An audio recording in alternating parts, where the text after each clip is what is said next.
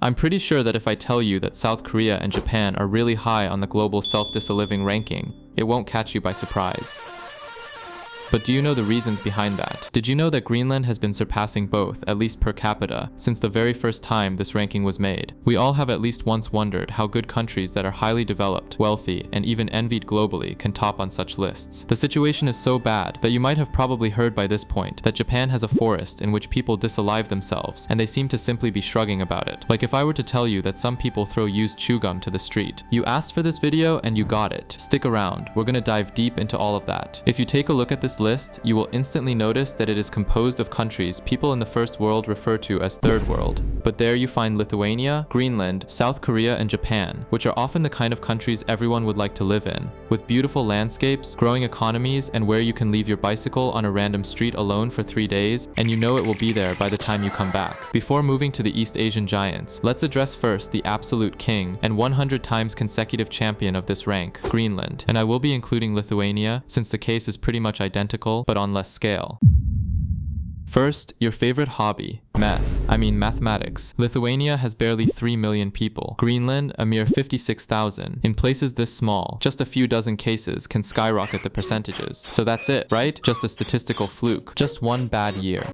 Wrong. They don't just visit the top of this ranking, they've built a house there. Think of it like this. If a guy with 10 apples eats 2 a day, you'd expect the guy with 5 apples to eat 1. But in these countries, that second guy is eating 3. That indicates something is wrong. However, and this is going to sound like I'm making it up, but it is 100% true, the sun is literally messing up their heads. In Lithuania, you might get only 7 hours of light, or 7 hours of dark, depending on the season. But Greenland, they spend entire months without a single sunset or a single sunrise. Believe it or not, the midnight sun is a killer. It straight up messes up your sleep schedule, and that can be lethal. When you stay awake longer than you should, your brain literally sacrifices its own cells for energy. This isn't just feeling tired, it's physical damage. Sleep deprivation guts your body's basic functions, leading to heart issues, diabetes, and a total crash in serotonin, a chemical whose specific purpose is to give you reasons to live. Without that chemical, your brain loses its ability to feel satisfaction or happiness. You knew depression is not being able to feel good, but now you understand how it works inside.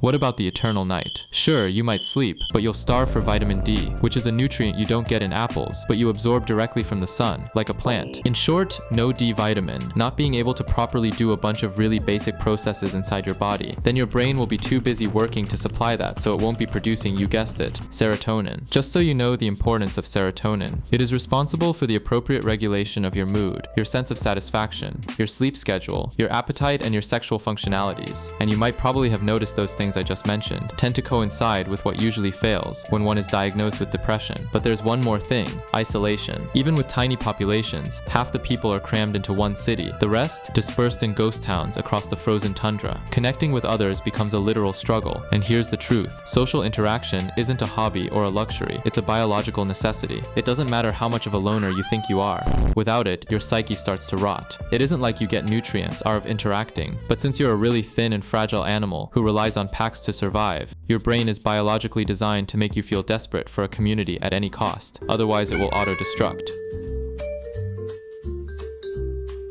That is what turns a bad mood into a clinical disaster. To make it worse, this isolation has turned both nations into some of the most alcohol dependent on Earth. Most of the people who end up disaliving are found drunk in isolated rural areas during those endless periods of constant light or total dark. When I researched both cases deeper, the analytics seemed so extremely similar that I decided to group both nations, and it will happen with Japan and South Korea as well.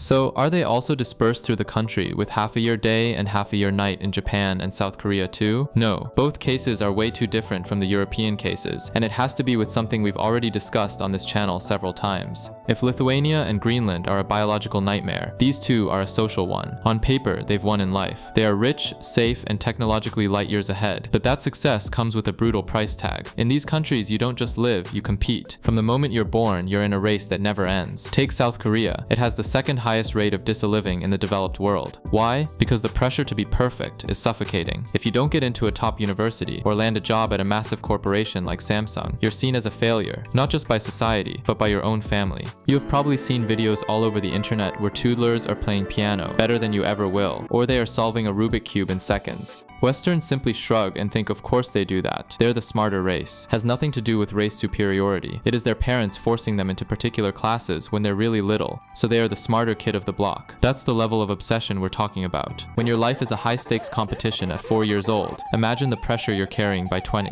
It's not natural talent, it's a debt of excellence they spend the rest of their lives trying to pay off. And Japan, they have this word, karoshi. It means death by overwork. Imagine working 100 hours overtime a month just to prove you're loyal to your company. When your entire identity is tied to your job, losing that job, or even just being tired, feels like your life is over. In both countries, the traditional family has collapsed. You have thousands of seniors living in total isolation because their children are too busy working to care for them. In South Korea, nearly half of the elderly live in poverty. They end up dis-living because they refuse to be a financial burden on their struggling children. The worst part of all that is that if you ever step back and realize how lethal this cycle is, you can't just quit. Thinking out of the box in these cultures is treated like a crime, just as it would be a crime for you. Having seen and enjoyed roughly 6 minutes of this video, not to subscribe to the channel and support it with a like so I can keep bringing this content to you. If you stop running the race, you're seen as a traitor to your parents, your ancestors, and your country, because the foundations of both South Korean and Japanese society is that you're in debt. You will always owe something to someone. You owe strength to your nation because you were born in a good one that has battled so hard to get to where it is.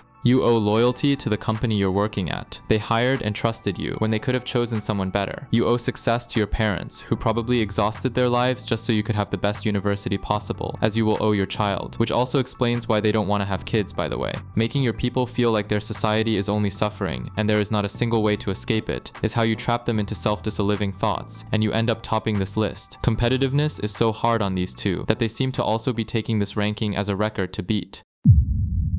But what is the thing with the other countries on this list? I focused on the countries we've discussed because all these others are known for certain circumstances that of course do not justify the self-disiliving practice, but you know, it makes it easier to understand at least. Suriname and Guyana are countries that are not really doing that bad in terms of violence when you compare it with the rest of South America, most of which have active internal conflicts with guerrillas and narcos. Neither Suriname nor Guyana are currently under any internal warfare. They face a generalized domestic violence culture in rural areas, which in both cases happen to be most of it, and also happen to be really isolated from civilization. According to an UNICEF's mental health survey last year, at least 36% of adolescents there have considered self-disiliving as a way of escaping their violent families, which also happens to find his country as a place where they would never succeed in life due to poor infrastructure and lack of modernity. They feel like the country isn't progressing anywhere. Moving on, we also find Russia and Ukraine, which are countries that are currently in a bloody war. Lesotho, despite being really beautiful, most of its population is poor, and half of them are extremely poor, as well as having one of the highest VIH rates in the world. Cuba, a country that is being oppressed by a totalitarian regime, the closest possible to true socialism, in which nobody can truly earn more than any other, causing the feeling of being stuck, and the fact that starvation is kind of common doesn't help that much. Uruguay is the Japan and South Korea of Latin America, one of the few cases of absolute success, yet it triples the self-disiliving rate compared to the rest of its region. Its population is low and really old. It is also really poorly distributed, so there is a loneliness epidemic on the dying rural areas. I did not group them with Greenland and Lithuania, because the sun cycle was an important factor there that Uruguay doesn't face. That's how they're lower. So, is that it? Is there any hope for them? In South Korea and Japan, governments are failing. They claim to help, but refuse to strike the root. The law limits work shifts to a maximum of 8 hours per day, but in both countries, the government is doing nothing to hold employers accountable, who effectively force workers to work overtime every day, under threat of not receiving a pay raise. Practice that happens to be as common as your daily coffee. Practice that is probably contributing the most to the situation. Why? Because in these cultures, fixing the system feels like a betrayal of their core values. It's a society feeding on what kills it. But what about Lithuania or Greenland? You can't ask the sun to move or force people back into dying ghost towns, and you can't just tell developing nations to grow faster. But there is something we can do as individuals. At least for now, this is the closest we have to a vaccine for preventing both anxiety and depression. And though I know it sounds like a cliche you'd hear on a Peppa Pig episode because of its simpleness, truth is that it is something proven to help. Encourage your loved ones to sleep well, eat well, and fill their bellies with actual food, other than just burgers and fries.